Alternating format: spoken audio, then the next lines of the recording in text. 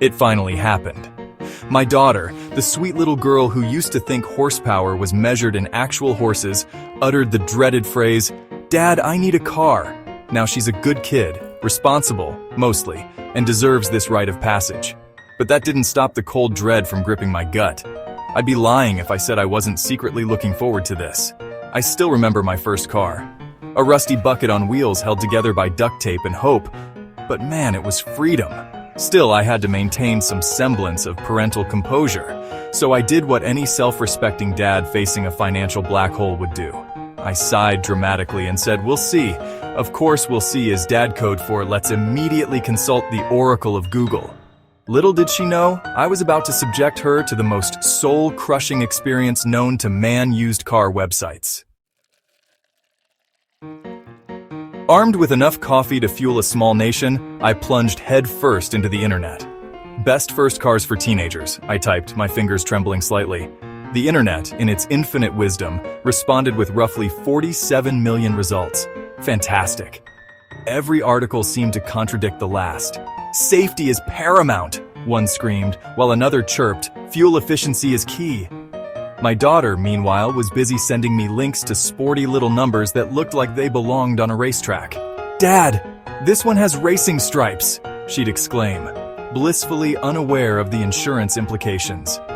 After hours of research, I emerged from my internet K-hole, bleary-eyed and more confused than ever. One thing was clear.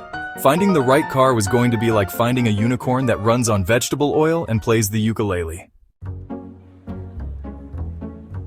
We finally found it. A car that ticked all the boxes. Safe, reliable, and within our somewhat flexible budget. It even had working windshield wipers and everything. Time for the ultimate test, the dreaded test drive. Now my daughter is a good driver, I swear. She passed her test with flying colors, and only a minor fender bender with a fire hydrant.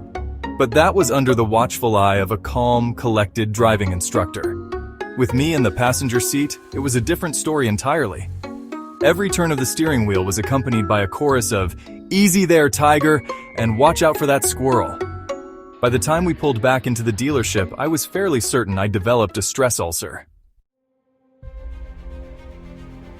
Section 4. Haggling with a car salesman. Round 1. Fight! Ah, the car salesman. That mythical creature of polyester suits and toothy grins, notorious for their ability to sniff out a desperate parent from a mile away. I knew this was going to be a battle of wills, a delicate dance between my desire to get a decent deal and my overwhelming urge to flee the dealership screaming. "So, what are we thinking, price-wise?" the salesman asked, his voice smooth as silk. I countered with an offer so low it could have crawled under a snake's belly. He laughed. I feigned offense. The game was on.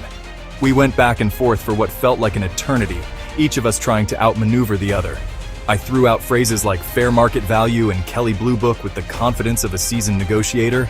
Inside, I was a nervous wreck, convinced he could smell my fear. Finally, after much posturing and hand-wringing, we reached a compromise. It wasn't the steal of the century, but it was a price I could live with, and more importantly, afford. Section 5. Dad's Driving School of Hard Knocks and Parallel Parking. The deal was done. The paperwork was signed. The car was officially hers.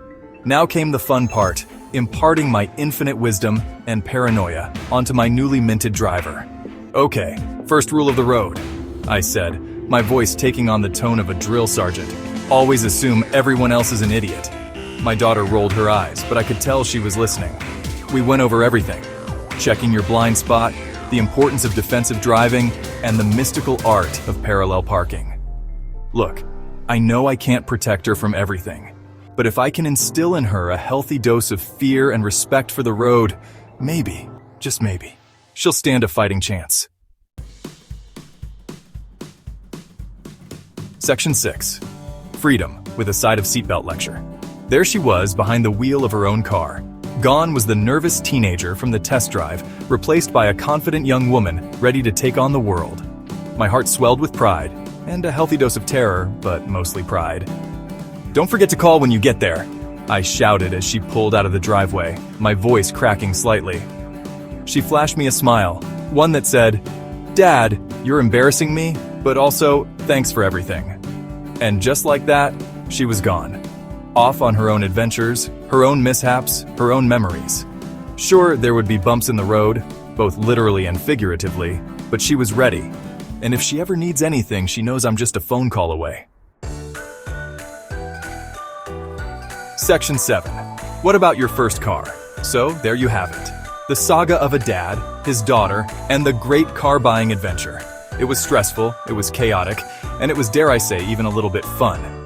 But enough about me. I want to hear from you. What was your first car buying experience like? Did your dad also give you the everyone else is an idiot lecture? Share your stories in the comments below.